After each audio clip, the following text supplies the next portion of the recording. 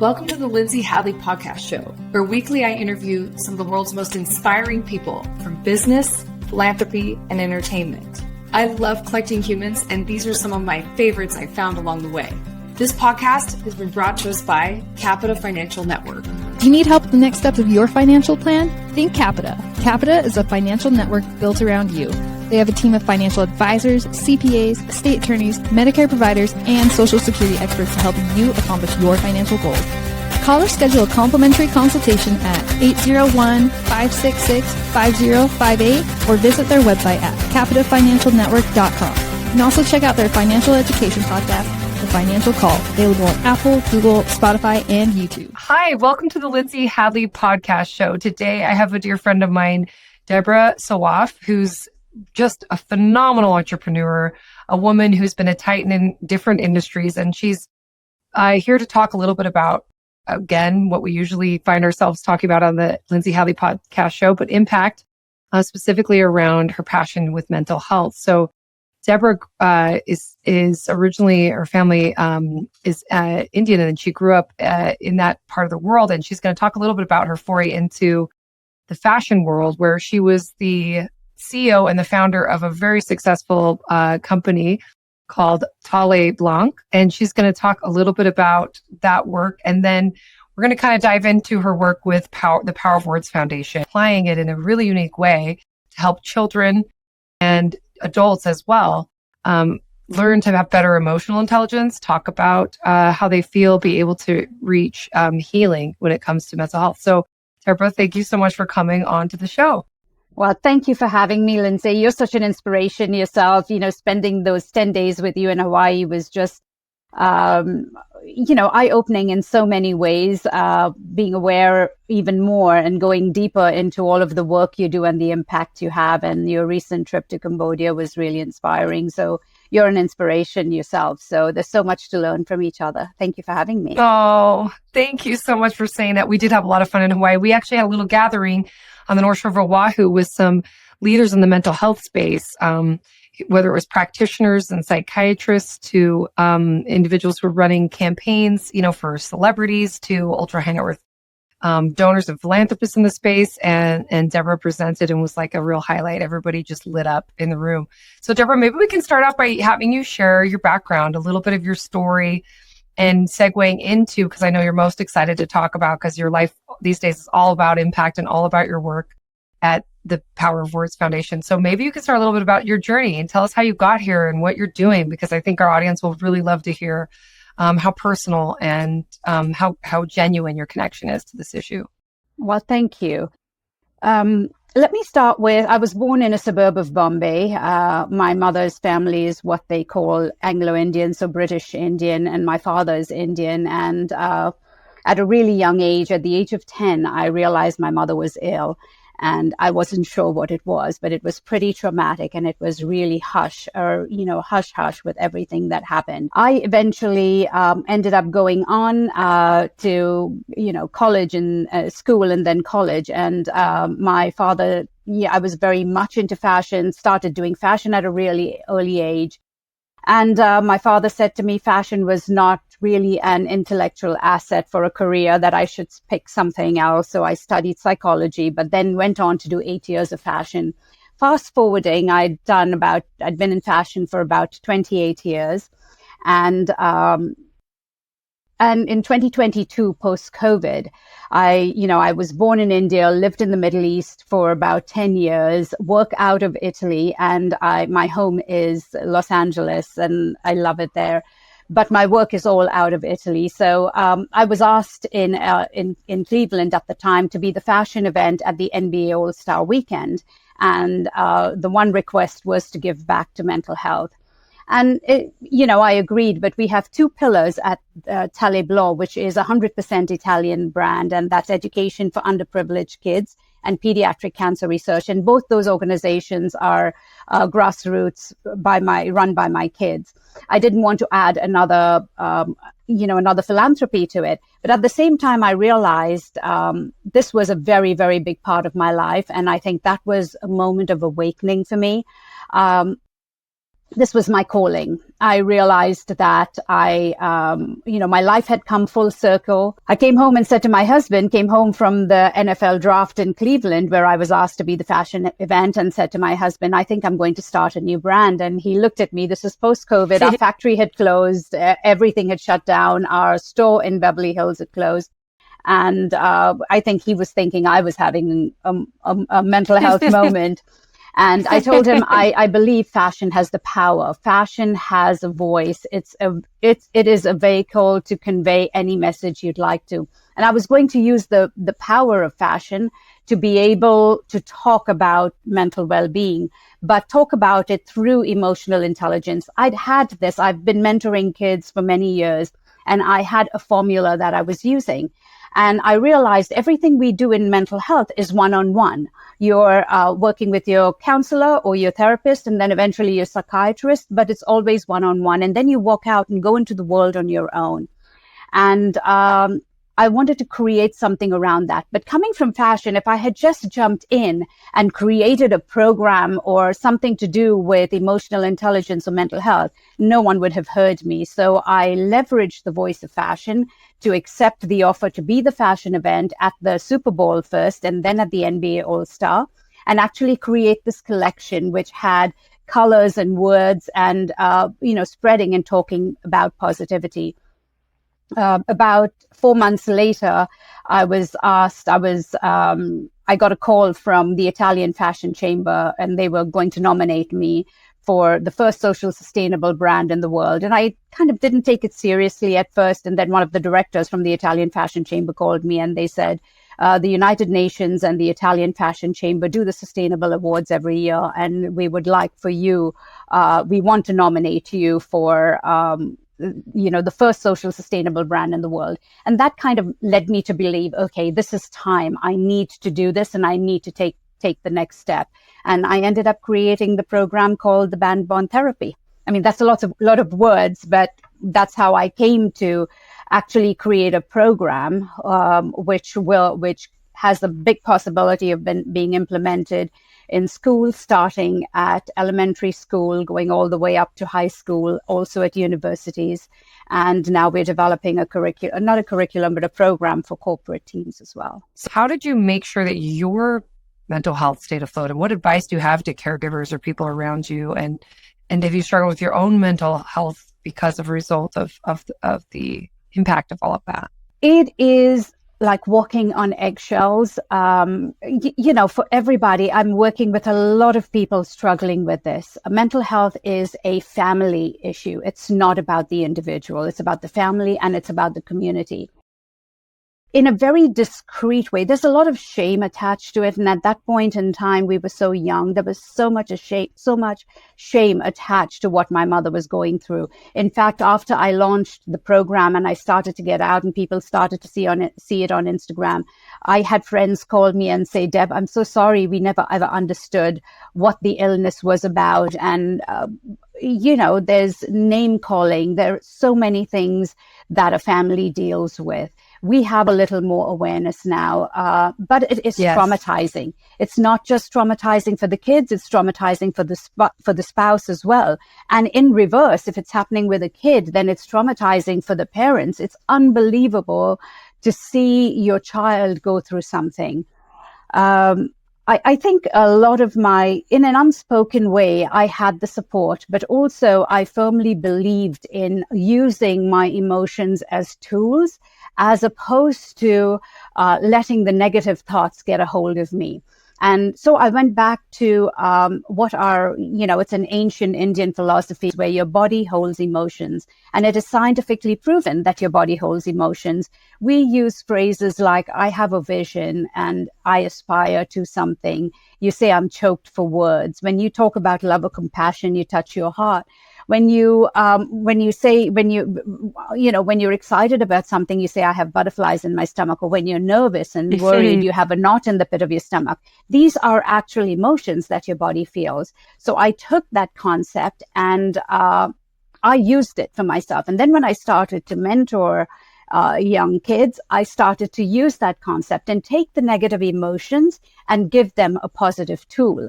and help them disrupt negative thoughts, or think about yourself as you've got the magic inside of you. So let's go find that magic, find your purpose. When you find your purpose, you're unstoppable. And we don't remind kids enough of that. Another thing is asking for compassion or reminding yourself to be compassionate. We need reminders. We're so easy to judge people. And these are tools that I used. And in addition to that, I think I did have unspoken support from really, really close family where I could, escape home. You always need an escape and go over to a safe place. And fortunately for me, the choices I made were amazing choices. They were role model families. And so I had that comfort. And I think it's really important for parents to know that when this happens within a family, it's so important to make sure that if it's happening at home with adults, that your kids have a safe place, because they will always look for an escape. And that escape doesn't need to be substance. It doesn't need to be to go hang out in the wrong places. Looking for role models to, take you under their wing. And that's what we're teaching now.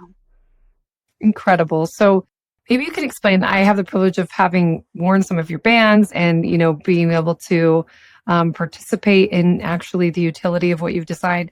Can you maybe explain for the audience that is maybe either listening, can't see, or see like what, exactly what you're doing with the power of words, and kind of give more color commentary, literally and proverbially, like to what it is? Absolutely. So the power, it's called the band bond therapy.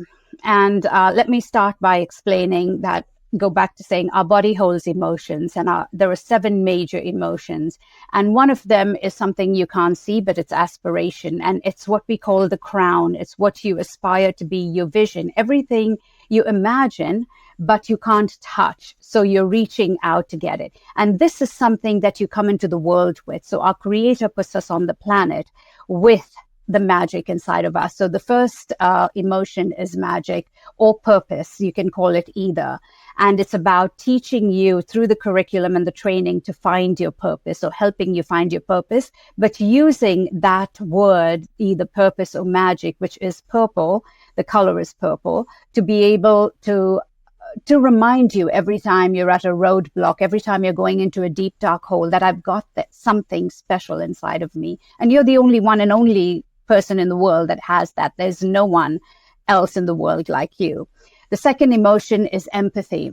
And we call it the third eye because we don't really have a third eye, but the third eye is something you can see beyond the ordinary. To be able to have empathy with someone is really living outside of your body in someone else's. We say walking in the shoes of another. So it's a gift to be able to look with that third eye and put yourself in a situation and feel how someone else feels. And that's empathy. And empathy to us is pink. I have another really interesting thing to tell you about all of the colors and emotions. And then we have the throat chakra, which is blue, and that is to speak out, is either to speak out or reach out. So you can wear the blue band if you're saying, I'm in a good place and you can reach out to me, or I'm ready and I want to speak out. But also speak out is one way of reminding yourself on a daily basis that there is something I need to talk about, and you're picking up the courage to speak out. And then we have green, which is compassion. And you can either ask for compassion or you can be reminding yourself to be compassionate. Yellow is optimism. And again, it's reminding yourself to be optimistic, or, just wanting people to take what you're putting out there and be optimistic about it. And then resilience is picking yourself every time you fall down, and that's orange. Well, I'm actually wearing empathy, resilience, and magic today. And the last emotion is warrior, and warrior is your root. So you're always working, our entire lives, we're working towards being a warrior that's celebrating. So you take your magic, believe you've got magic inside of you, pick yourself up with resilience and work towards being a warrior. So every situation we have, every person I work with, or every human being we talk to has their own way of working with these 7 bands. And the 7 bands can mean one thing to you today, but it can mean another thing to you tomorrow. It just depends on how you want to use it and what you're using it towards. So you can be someone that's just using it to be healthy or to work out. For me, it's remembering to do those 10,000 steps today because I was traveling and I'm not going to work out. Or to eat healthy. So every time I reach out for unhealthy food, I have this reminder on my wrist.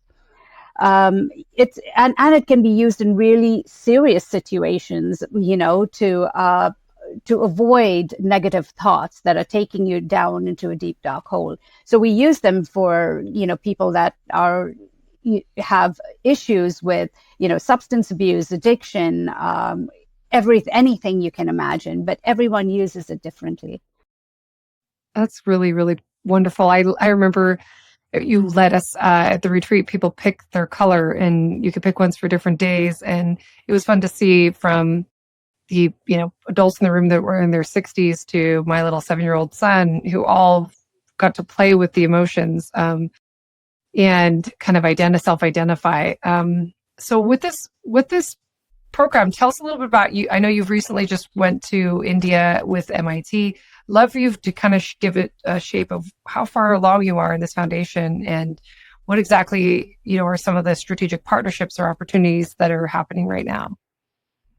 Well, when I started the program, I didn't intend for it to be a foundation. I thought it was going to be the fashion brand, and it was going to just evolve from there and stay within the United States. Then we got nominated by the Italian Fashion Chamber. Then I got invited to the Middle East, and then after that, I got invited to the G20. And all of these milestones were an opportunity for me to present what I was doing. And because it's 7 colors and 7 emotions, 7 is a magical number, appears in or relates to every culture, every religion. It was very easily relatable. And I realized this could also be global. Everybody understands those emotions. We're human beings. We all have the exact same emotions. And so a few months ago, the MIT World Peace University from India was here in the United States. They collaborate with MIT Boston and with Oxford. And the founder and the VC and the chancellor were here. And, I had a chance through Ron Gunnell actually to meet with them.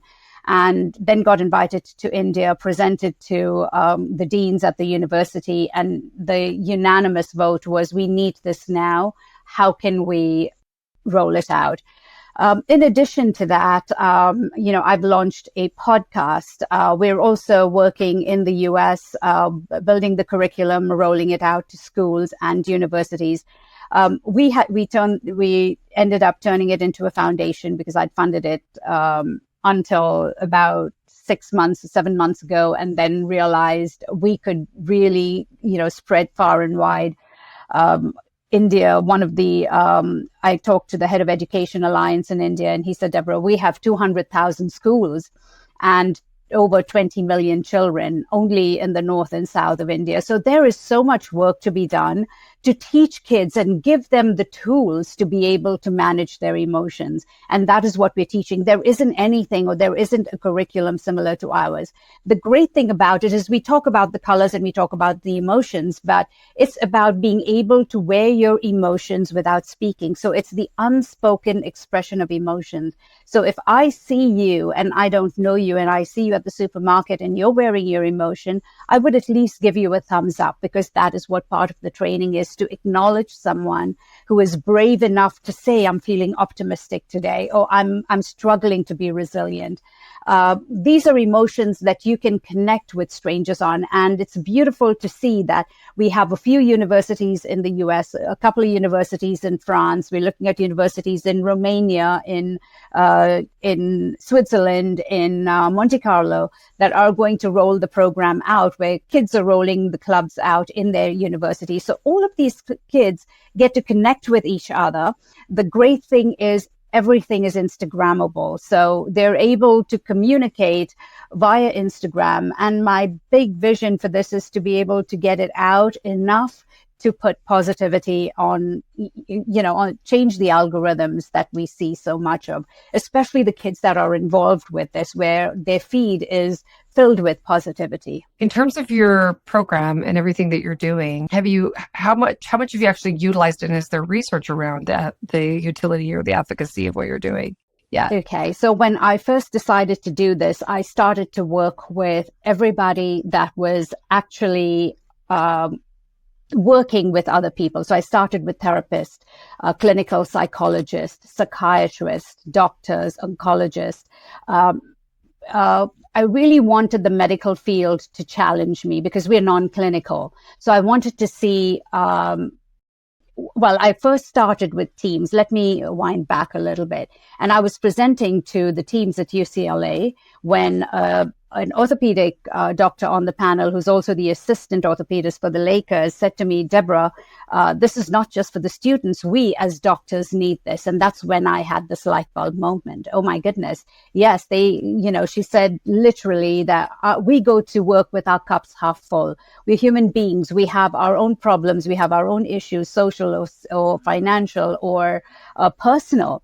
And we empty our cups into our patients. We have no time to communicate with doctors and nurses. What a great way this would be to be able to express our emotions without actually speaking and acknowledging what someone else is going through, and maybe taking a moment to communicate with someone who you think is struggling.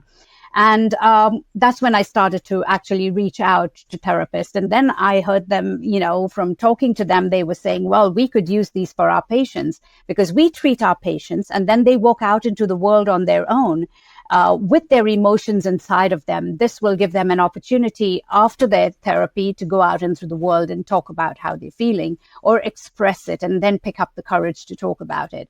So that's how we went into the medical field. And then I started to talk with kids with disability, parents who had kids with issues, motivational speakers, social media, kids that are big on TikTok and social media.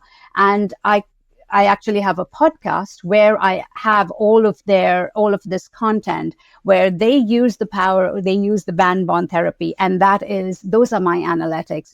That is the data I've collected where people are actually using them. And a lot of people that are addict survivors have said, if only I had a way to express my emotions to people around me who would have understood and maybe reached out and helped me, my life would have been different today. So, we do have data in that sense in a very, very deep way, and we have it all in spoken because I have it on our podcast. So Deborah, with these kids, tell me a little about how you're reaching them, how they're experiencing it. What are your thoughts and feelings about the impact this is having on these children? It's such an important thing you're doing, so preventative and early stage.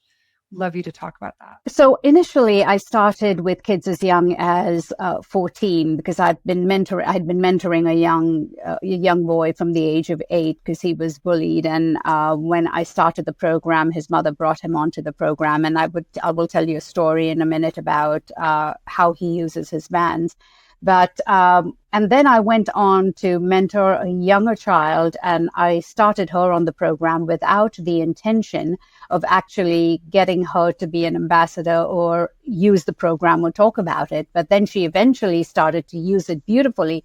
And that's when I realized that this could go younger than the age of 8, but I had to find an easier way to talk about the difference between compassion and empathy, warrior and resilience. And, studies show that kids relate to animals, really young kids, much more easily, or stories told by animals much more easily than they relate to stories told by other kids. And so I decided to pick the animals that emulate the emotions, the 7 emotions. And I picked, elephant for empathy, the owl for magic and wisdom and purpose, the tiger for warrior. And now and then we created these animals. We have a company that does stuffed toys that reached out to us and said that they would like to do the stuffed toys for us. They love the meaning and purpose behind it. And therefore, we have them in the pipeline, and we're fundraising to be able to go to the next step for that. where we create these animals and the animals will tell the story. And then I've also already gone a step ahead and picked somebody who works with, who's done animation before and storytelling before with Pixar, and to write the stories of each of these animals, talking about how does the owl show wisdom, and why is the owl magical, and what is the purpose? How is the elephant empathetic? How is the tiger a warrior?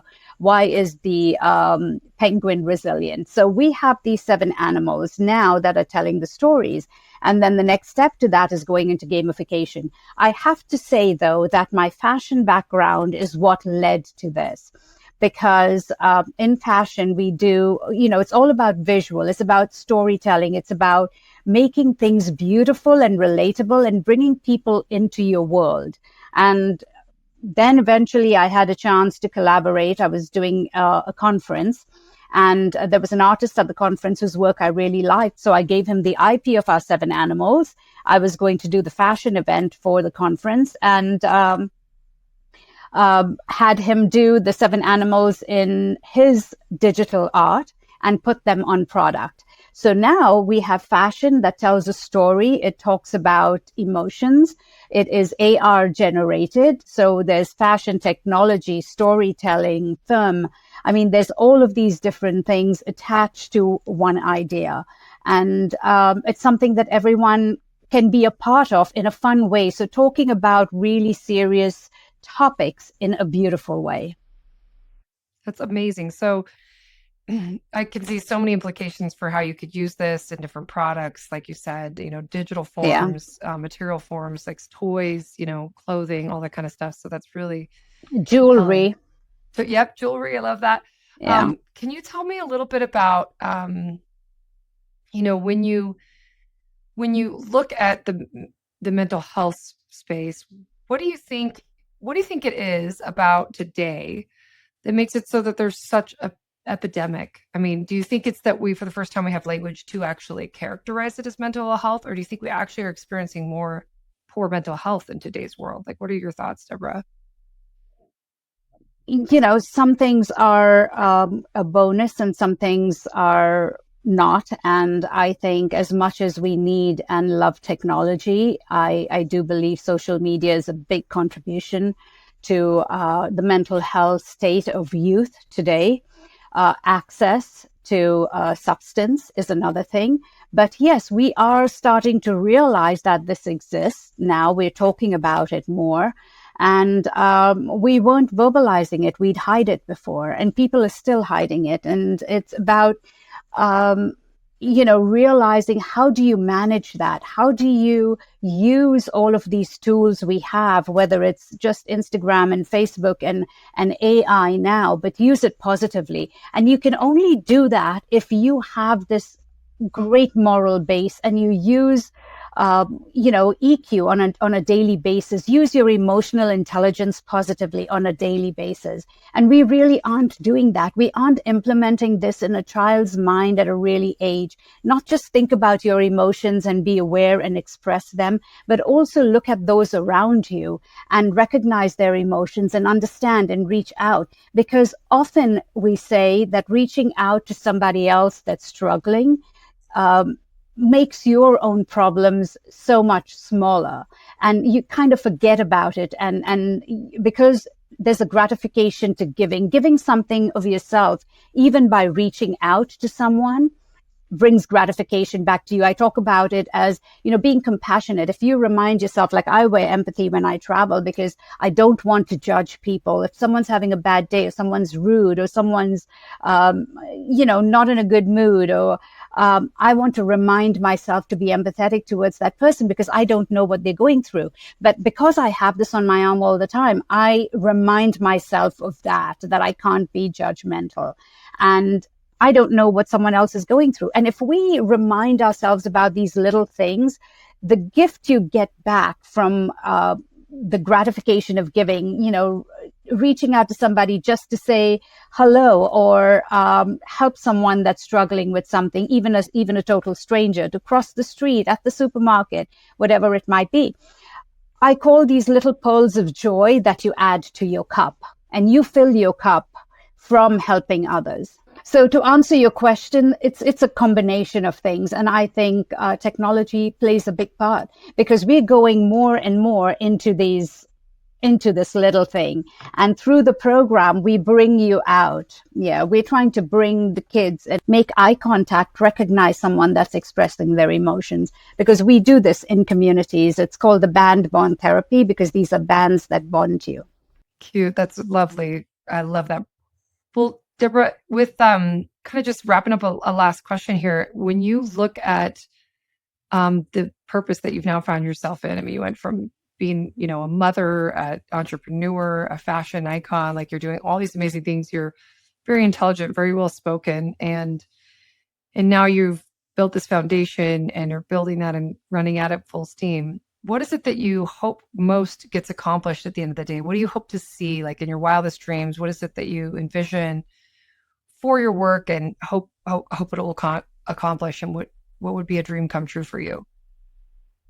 I think I would like to see this implemented in curriculum in schools and universities. And I would like to prove that practicing EQ on a daily basis, we can show in 21 days how people can connect and communicate and feel better about themselves just from making that connection and just from being nice to someone else or showing empathy to someone else. I do see that kids in universities and schools, especially high school kids, that come out, because we do fashion, art, different forms of art. Everything is Instagrammable, and I do see that these kids would get on Instagram and put out positive thoughts, connect with kids from different parts of the world, because we have the power of words Pittsburgh, the power of words Lyon, the power of words Paris. And these are all kids just talking about, there are all these clubs all over the world, and just talking and connecting, with positivity, talking about their emotions, probably reaching out to each other. There's so many amazing kids, and just pulling other great kids into that safe space. Because what the program also teaches you is leadership. You're in a safe space. It builds trust. And we lack that. We teach envy and jealousy and give you the tools to handle that. That is a big message that, I want to say that is something that comes out at you from social media. Even if you're not the jealous kind, there's something that people put out there that is so unreal that probably brings out this jealousy. It either makes you go into a shell or makes you retaliate. And, let's balance that, and let's create some positive algorithms on social media.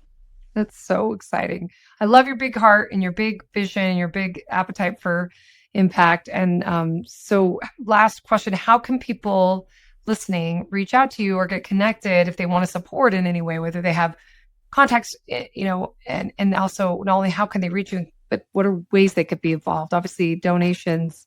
Are there any other ways people can support what you're doing?